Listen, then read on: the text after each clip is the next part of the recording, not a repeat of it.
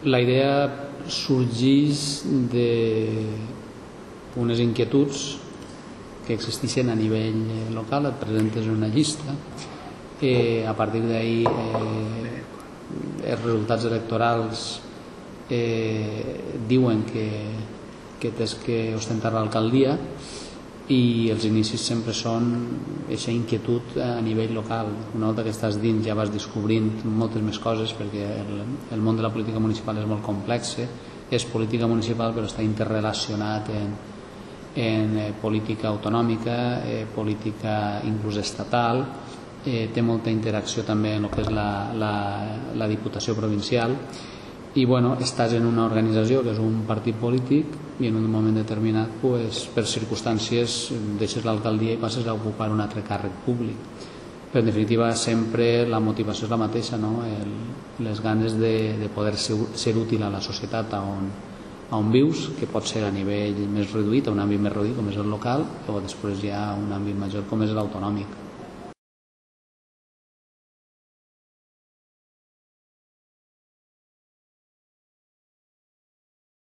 La motivació fonamental va ser que durant aquests 4 anys que estàvem en un partit independent i que no teníem majoria absoluta, teníem que arribar a acords en altres grups municipals, en altres partits. Ho fem normalment en tots, ho fem en el PSOE, en el PP i en el Bloc, i per circumstàncies de coincidència programàtica, veure que no n'hi havia diferències entre el que el partit independent volia en la gestió municipal i el Partit Popular, vaig decidir donar el pas.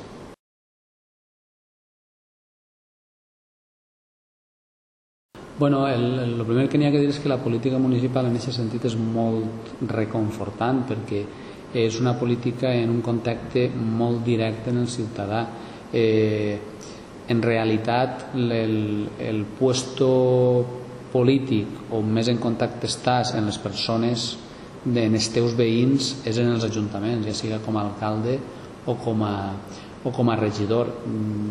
I a més, algo molt important, que tu li poses cara als problemes, perquè saps que n'hi ha un problema, i darrere d'aquest problema normalment en els municipis que són xicotets o mitjans, tu veus la persona, saps qui està darrere, no sols és un nom i un número de DNI, sinó que coneixes a la persona. I entonces la política des d'aquest punt de vista té coses que són més complicades, però la majoria de les coses són més gratificants. Jo sempre dic que el puesto polític més gratificant que existeix és el d'un alcalde.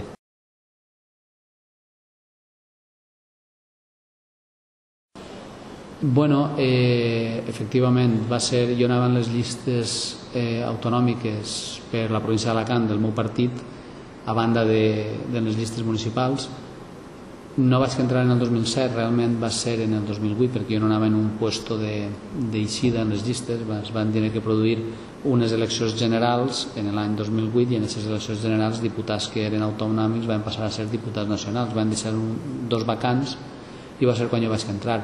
És una política totalment diferent, és una activitat totalment distinta.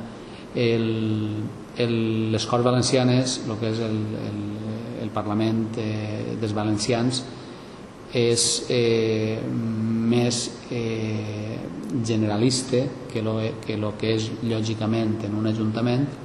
Els temes que tractes tenen que veure més en iniciatives legislatives, en temes de lleis, i en matèries molt generals o molt més generals, com puguen ser els pressupostos de la Generalitat, els debats de política general on s'expliquen quines són les línies que el govern valencià vol aplicar, les interpel·lacions als membres del govern, als consellers, i és totalment diferent. Però és una experiència també important, i la veritat és que des del puesto, des del lloc de diputat en les Corts, es poden també fer moltíssimes coses per les persones, per la comunitat valenciana.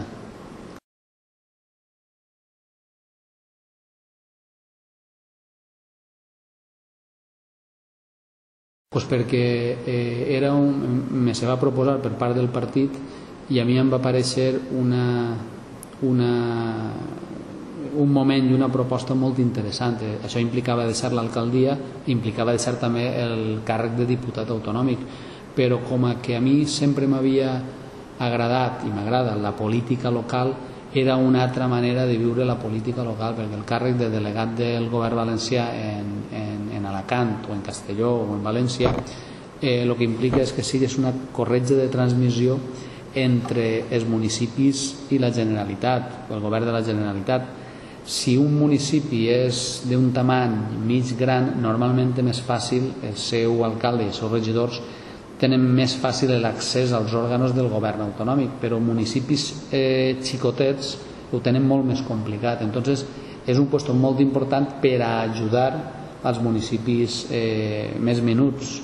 I en la província d'Alacant, en general, en tota la comunitat valenciana, tenim la majoria dels municipis tenen menys de 1.000 habitants, entonces tenen més difícil l'accés. N'hi ha molts municipis de 200, 300, 400, 500 habitants, inclús de menys de 100 en la província d'Alacant, i l'estar ahí ajudant-los, ser la persona que els veïns d'aquest municipi necessiten per a el que depèn de qualsevol conselleria, sanitat, educació, benestar social, infraestructures, la que siga, el que puguis ajudar-los és una feina molt gratificant. Entonces jo ho vaig viure i ho vaig veure des del primer moment com el municipalisme, però no des d'un lloc de dins d'un ajuntament, sinó des de fora de l'Ajuntament ajudant als ajuntaments. A banda d'això, el que és la delegació del Consell té també una altra faceta que és importantíssima, que és que totes les conselleries,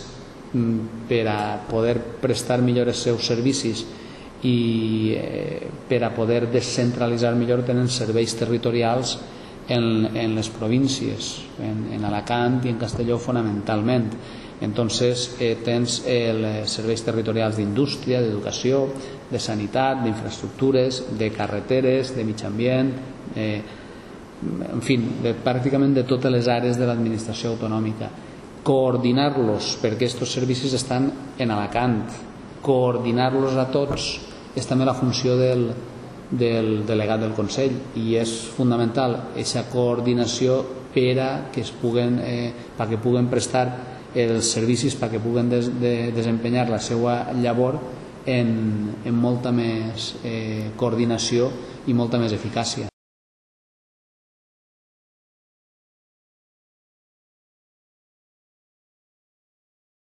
Bueno, és que qualsevol partit, i per supost en el Partit Popular també, en la província d'Alacant, en la de València i en qualsevol província, n'hi ha diferents sensibilitats, el qual és normal, perquè que tots tinguem unes idees bàsiques comuns no vol dir que en tot tinguem que estar d'acord.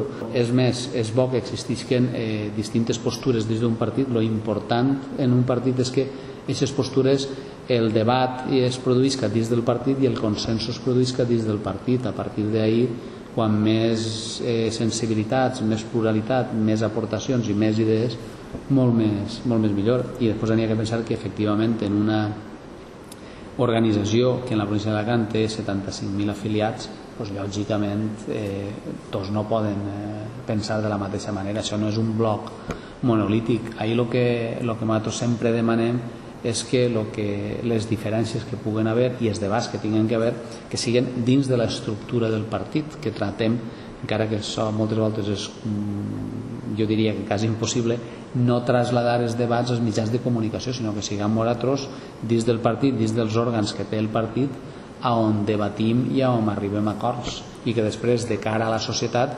hi hagi unitat d'acció, és a dir, que tots anem en la mateixa línia.